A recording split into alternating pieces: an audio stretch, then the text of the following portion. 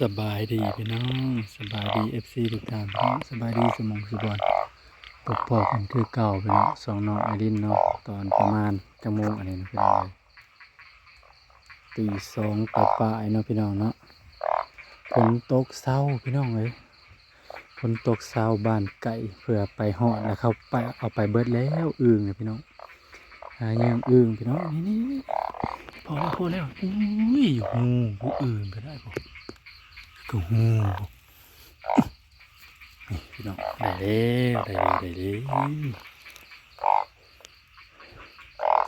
มาเลยเขาพาไปเบิดอื่นก็ได้ปัดผ้านี่เป็นลืมกระตองบาทนี่ลืมกระตองลงน้ำมันหลุดมุดน้ำที่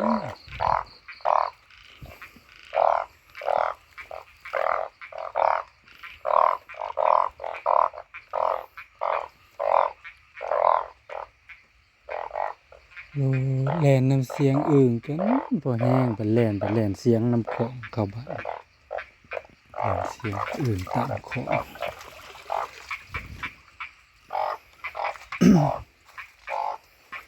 าสิหาจับมาแถวโคกนี่แหละบ่มีกระตองลืมกระตองลืมกระตองตัก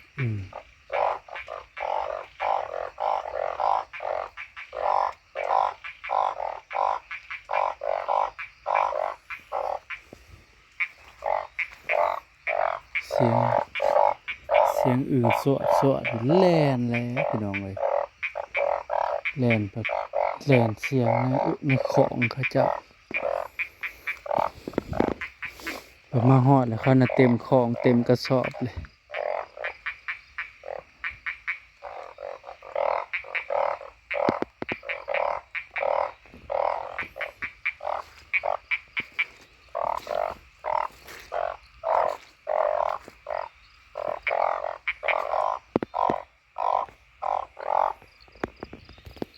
ฝนกระตก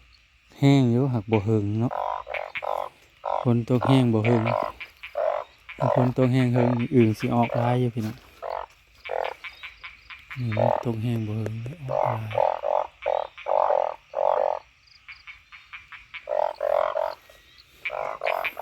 เสียดายมากบ่ทันเด้เขาเจ้าเอาไปเบิดปลา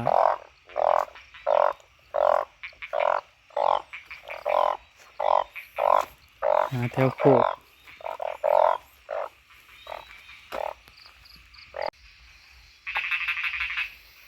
พอเลยพี่น้องเพิ่นกำลังเซ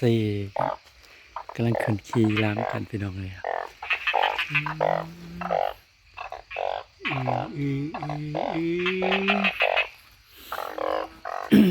มานำล้างมุงพี่น้องว่าท่านเขาเก็บไปเบิดแล้ว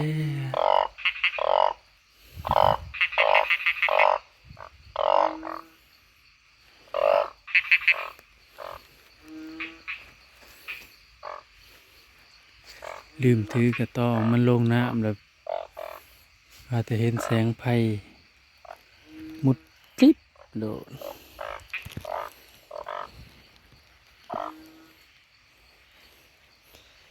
ก็ได้เต็มของเต็มกระสอบมาแล้วค่ะนะที่ได้อึ่งมันก็ได้อึ่งประมาณ10 โตวนี่แหละพี่น้องตอนนี้ต่อไปพี่น้องมีในวังนี่มัน3-4 โตวพี่น้องมันมุดน้ำพี่น้องเลยในวังนี่แหละมันมุดน้ำ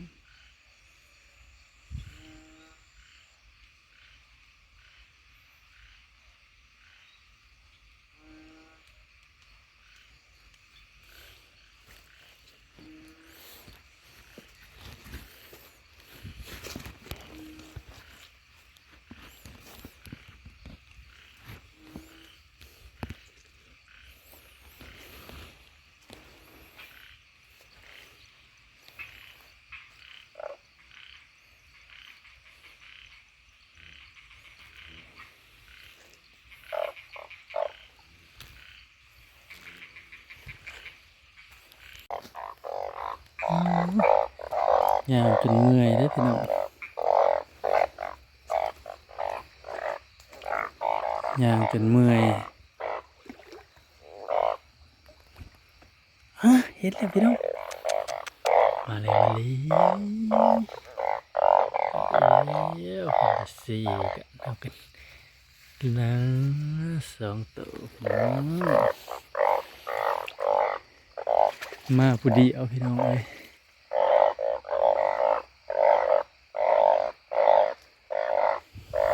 เห็นอีกแล้วอันนี้ก็ซองอีกแล้วมันหยดอยู่ในขี้ดิน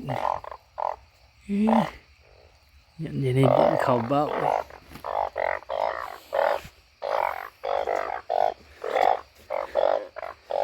พระเจ้าน่ะได้เต็ม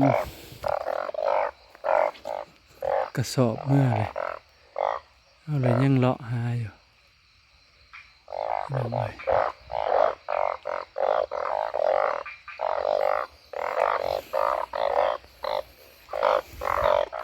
ไปไว้บ่ได้เด้อบัดนี้พระเจ้าเอาไปเบิดเลยคอยหาไปตาบดีกลางคืนบ่เคยเห็นหุงปานใดไผก็บ่อยากแจ้งปานใดเนาะเบิ่งกันนี่แหละเถื่อมันส่วนใบตอง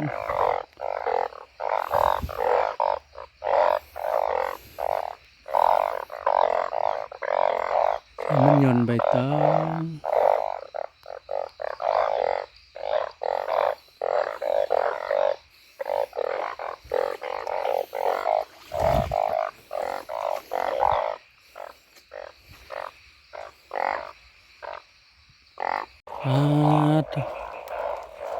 เสียงอื่นเขาเจ้านะโอ้ยัวในกระสอบ มาเลยเขาเอาไปเบิดเลยฮะอึ่งห้องอะไร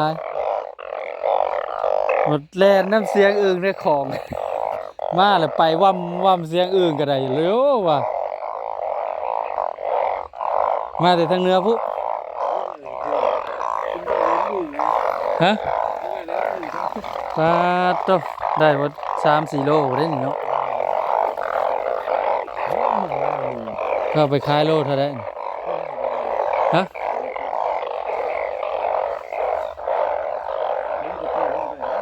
ผมมีกระตองลืมกระตองใช่ป่ะ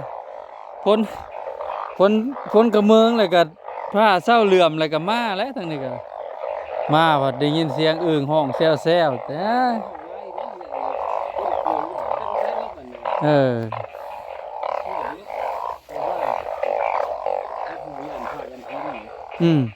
แฟนผ้าเหลื่อมก็บ่ได้ติงโตมานะมาพี่น้องมาลุ้นกันพี่น้องเลยสิได้จักโตรเทไปตั้งแต่ตี 2พุ่นจะเท่าตี 5พอได้ต้มอยู่ดอกว้าวน่าได้อยู่2 ลูกพอได้ต้ม ไปบ่ทันเขาอื่นโคมมันออกตอนนั้นแล้วนะโคมก็ได้แต่ตัวโคมได้นี่นะทางนั้นมันเขาเก็บไปเบิดแล้วมันบกโคมบกเข้มอย่าง น้ำลายบ่บ่ร้ายมองเอากับลุงเตี้ยนั่นน้ำเพียงแอวบางหม่องก็น้ำเพียงน้องต้นกระเพ่งไปเผาแล้วเอาแล้วนะจักตัวน่ะขึ้นไปในโน่นน่ะเลี้ยวไปละไพ่ประมาณ10บ่ได้เข้าไปเลยนะในทุนพอได้ต้มพี่น้องจะหาใบมะขามอ่อนมาต้มใส่พอบ่ได้ซื้อหมูซื้อข้าวกะโล200 300บ่ไหวแล้วได้อยู่2 โลอันนี้ก็เนาะฮอดอยู่บ่ฮะเอามาติดเบิ่งดูข่อยมีซิงไหมโอ้โหมันติดเบิ่งโลนึงติดเบิ่งเจ้าข่อยสิบ่มานบ่ เห็นว่าเนี่ยนี่กับมานอยู่เด้อไปน้ำล้างหมูก็ได้ฝนตกเศร้า คงเป็นไปจะตอนเป็นเด็ก ว่าฝนตกยามมันบ่แห้งเนาะไปออกมาซองเบิ่งผัดน้ำอีกตึงเนี่ยไม่ให้น้ โดน ำนะลุ้นกันพี่น้องฝนตกฝนแรกของปีครั้งแรกเลยอื่นก็ได้พี่ใช้นาซิ่งนาซิ่งดูสิได้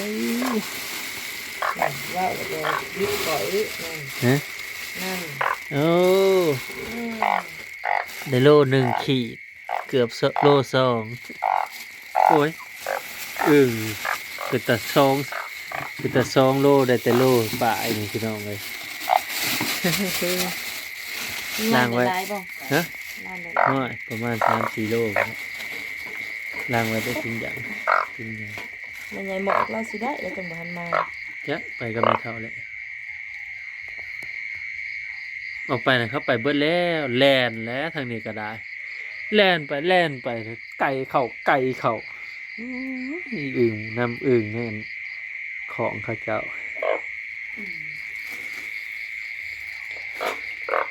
ไปใช่เลยคุณหนึ่งเขามาแล้ว เป็นนอนฮะ คุณนอนอีกเลย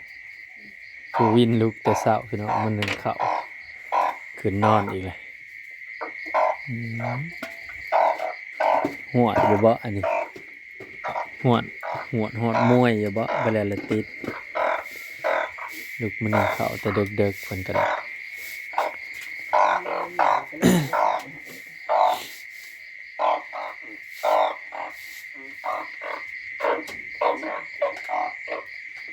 ออกอีกมาห้ำ ให้ชอบเด้อ ปล่อยและสากตั้งแต่สิไป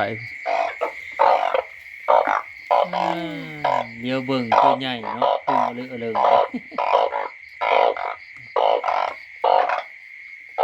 ปีก็